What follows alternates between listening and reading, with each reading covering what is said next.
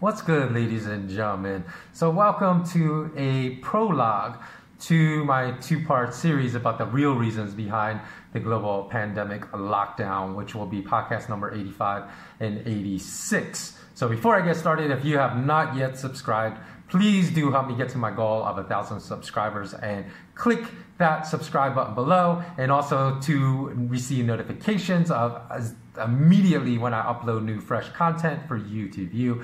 Please make sure you click the notification bell.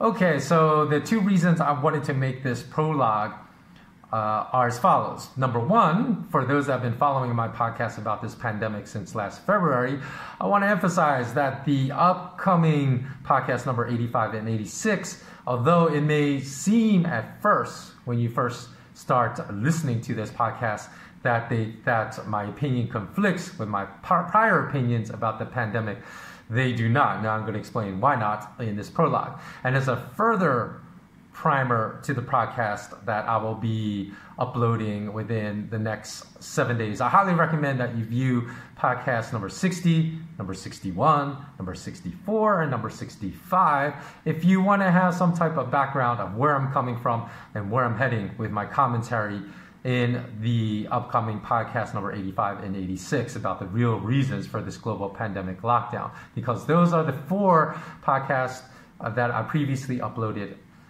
in which I spoke about this pandemic.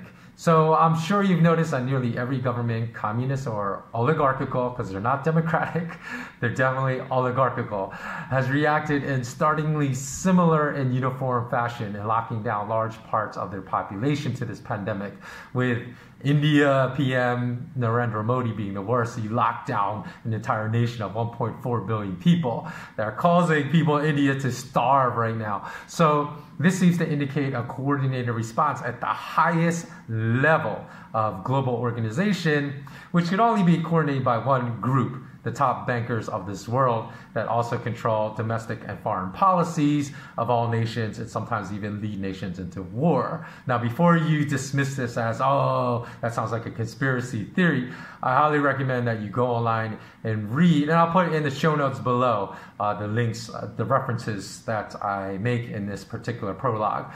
I highly recommend you go find and read an article by a former chief economist of the IMF, the International Monetary Fund, Simon Johnson, called The Quiet Coup. Because basically in that, he confirmed my beliefs that there are powers much higher than prime ministers and presidents that drive domestic and foreign policies of those nations, and it is the bankers that control the central banks. Now, secondly, my arguments will be made by connecting dots that often others never connect. But I want to emphasize that there's a massive difference between well-supported deduction from connecting these dots and wild speculation. So though my reasons behind the global pandemic are based upon unknowns, they necessarily have to be based upon unknowns, because there are knowns being hidden by government administrations worldwide, which I will get to in a moment. So if I had that known information that those at the highest hierarchies of government are withholding from us, then I wouldn't have to make my deductions, which I consider to be intellectual deductions, based upon unknowns. And furthermore, I'm reading tweets with the hashtag COVID-19 and coronavirus before I made this prologue. It's evident that many people are still passing off unknowns as knowns. For example, I hate to put people out on Front Street that I don't know, but there was a gentleman named Glenn Smith that posted a photo, and then he captioned the photo. This is a photo of US President Johnson in 1968, about the time American deaths in Vietnam reached 40,000. The number of Americans dead so far from COVID-19. Now that simply is not true, because in podcast 85 and 86, and also I believe I spoke about that in one of those four podcasts I mentioned, 60, 61, 64, and 65. The same data gathering fallacies are being made with the reported deaths from the coronavirus that are made about the reported deaths from influenza in the United States. So if you want to know what they are, the numbers are not accurate for the fallacies that are being made. Either go back and watch, I'm not going to speak about and waste time in this prologue explaining why that is, but you can either watch those other 4 podcasts I've already made in which I explain that, or you can just wait till 85 and 86 and I'll explain it again. And then Chris Sutton wrote, "It does seem like madness that we're all in lockdown and understand why. Yet 105,000 people every week are flying into our airports and not getting checked. It doesn't make any sense. Double exclamation point." So that statement is also being passed off as fact or tweeted as fact when it is not, because we don't understand why we all are in lockdown. We understand why those that are obese, elderly, and have a medical condition that compromises their immune system and predisposes them to be more vulnerable to this virus are being asked to self-quarantine themselves, but we don't, because the virus is most dangerous to them. So of course, they should be more cautious and be taking preventative measures. However, we don't understand why those that are completely healthy, of working age, are being asked to stay home and not be able to earn a living. So again, it doesn't mean that those that are not amongst the most vulnerable sector of society should not also be asked to take preventive measures. They should, because we need to protect those that are still most vulnerable. However, we see that has not happened. So that is not the point. The point of this lockdown is not to protect us, because look at all the disinformation being spread even by doctors and World Health Organizations. They are still telling us just a few weeks ago to wear cloth masks, not to wear medical grade masks. And we all know cloth mask does not prevent transmission of the virus. So how is that protecting anyone, even from those that are young and healthy and asymptomatic? How that's not going to prevent the transmission to the most vulnerable population. If asymptomatic, healthy people have it and cough, they're going to pass the transmission to someone near them that is most vulnerable, that's also wearing a cloth mask. So, just for those that can exercise common sense and think for themselves, we can see that something a lot more sinister is actually going on. So, those that are not most vulnerable, as I mentioned, should still obviously take preventative measures like wearing medical grade face masks, should they contract the virus and remain asymptomatic. Everyone needs to be mindful. That is a given. However, since no government has been transparent about how many healthy people, number 1, under 2 under retirement age, and 3 that have no other ailments, have been infected and died from this infection. They have not told us that anywhere in the world. And in fact, I would postulate that the exact opposite of what they're promoting out there, this maximum fear, is actually true. So we still have no idea why everyone is under lockdown. And that is why I'm releasing podcast number 85 and 86. I'm going to give you my theory about the real reasons we're under lockdown, which has much more to do with the fragility of the global financial system and protecting the wealth of the uber wealthy than it has to do with the fragility of people's immune systems or even nations' healthcare systems. So there's a lot about this lockdown that's being used to cover up for other bigger deficiencies happening in the world right now. So for example, Steve Bannon keeps going on news shows stating that Chinese must be punished. The Chinese must be punished for other nations' outbreaks and their lack of transparency that caused thousands of deaths from coronavirus in slow responding nations like America. First of all, as I stated, we don't really know if the reported deaths from coronavirus data is accurate. That are strictly attributable to healthy people with no other vulnerabilities dying from the coronavirus infection. We don't have those stats. And secondly, I'm still fine with Bannon dumping on the Chinese government for the lack of transparency.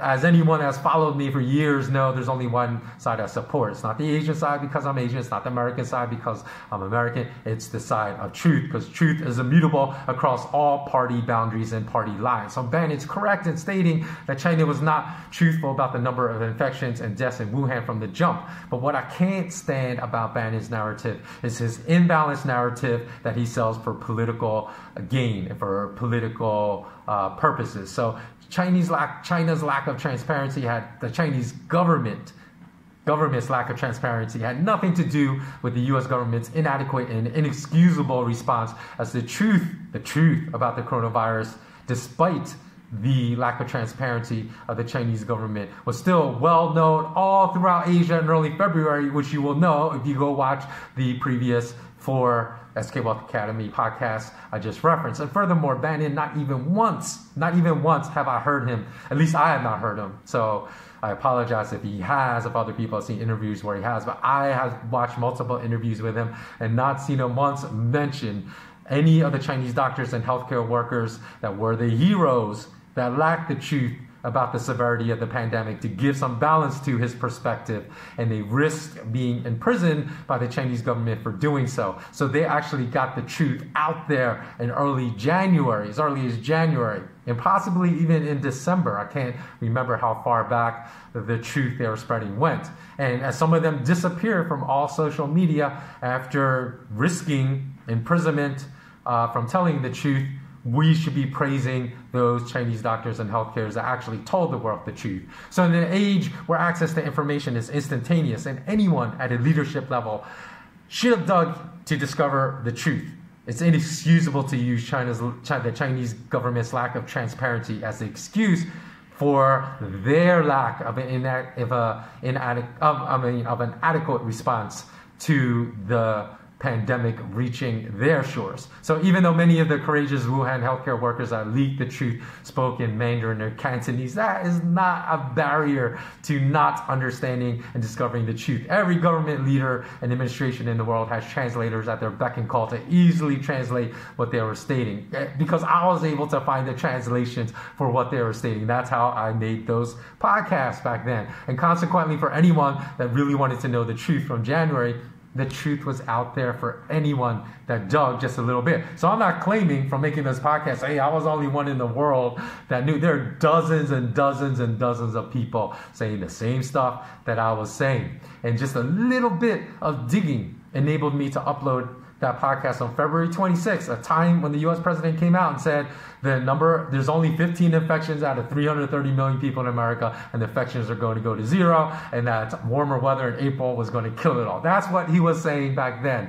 And I urged in podcast number 61 Western leaders to stop underestimating the seriousness of the pandemic. And over the next few days, as I continue to watch Western news and see Western leaders, not just in the US, but in Mexico and Italy, dismiss the pandemic as nothing serious, I uploaded a subsequent podcast, number 65, and stated, actually at that time, I can't be positive that the leaders in Italy were still dismissing it as serious because the pandemic may have been taking hold in Italy, but I know at least in the US they were. So I uploaded a subsequent podcast, 65, and in that podcast, I specifically stated a major outbreak was going to happen in New York City, most likely, just to warn residents and friends of mine that lived in New York, because at that point in time, with the inaction that had taken place for weeks and weeks and weeks and weeks on end, the damage had already been set in motion.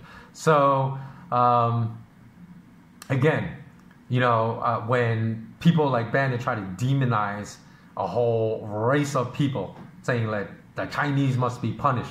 That is just patently wrong and immoral, because the government, although they're not transparent and no one believes the Chinese government, that people are not the same as the government. So that's why I can't stand when people try to demonize an entire nation when it's patently clear that the government is the one that is causing the problems, administration. Because do all Iraqis, do all Iranians, do all Afghans hate the American government when it was the neocons and the military-industrial complex that bombed their nations, not Iran, but Afghanistan and Iraq, and have put economic sanctions on Iran that are preventing the production of vital medicines during this pandemic and so forth?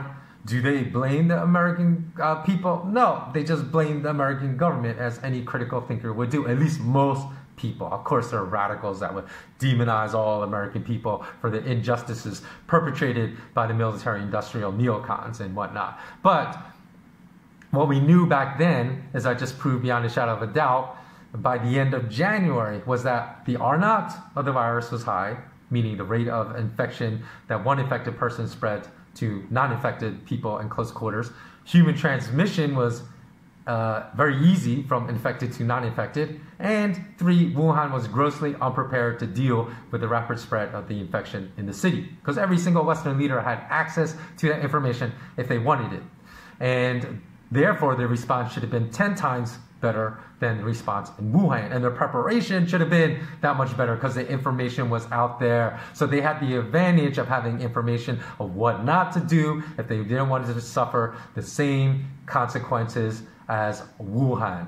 And they knew exactly what to do if they wanted to prevent it.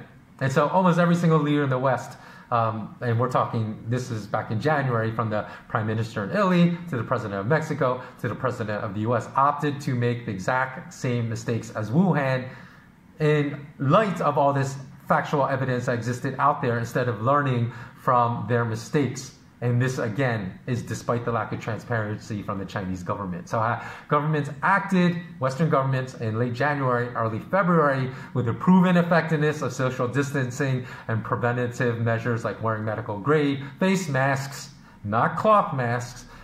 And modeling studies have now shown that nations that suffered thousands of deaths, that had inadequate responses, likely could have limited the number of deaths to just a few hundred or even less had they taken immediate, firm action and displayed leadership skills. So one can easily make a very valid argument that the governments that had the worst outbreaks outside of China had the best opportunities to prevent it, as they had far more information and even the experience of seeing what not to do from the response in Wuhan that allowed the infection to very rapidly spread, and then what to do as they saw the corrective actions in Wuhan to prevent the infection from spreading.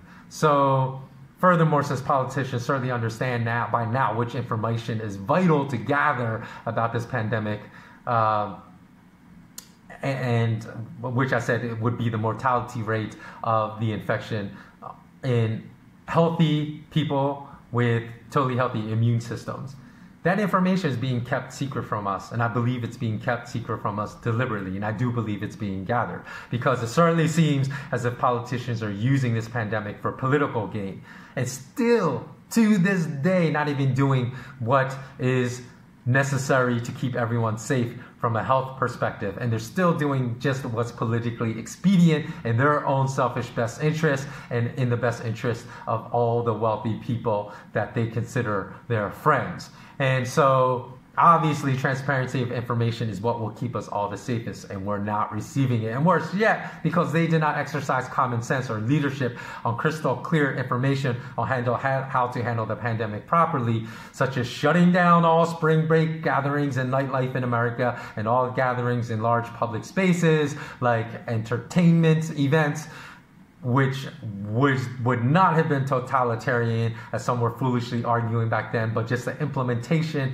and enforcement of common sense, because they failed to exhibit any common sense in their leadership and failed us on so many levels. Now they actually have resorted to totalitarian measures and draconian measures, like locking everyone down, and probably millions of people that should not be locked down. So they're locking down vulnerable and not vulnerable, causing millions of people in many nations that live paycheck to paycheck to really suffer economically right now, and likely billions of people around the world to both be home insecure and food insecure right now, and those that were already home insecure and food insecure to be much more home insecure, food insecure, on the brink of disaster. So though they had numerous opportunities to exercise common sense and validate this type of totalitarian response, they have now opted for. They opted to execute the worst possible strategic response back in January and February and even in March.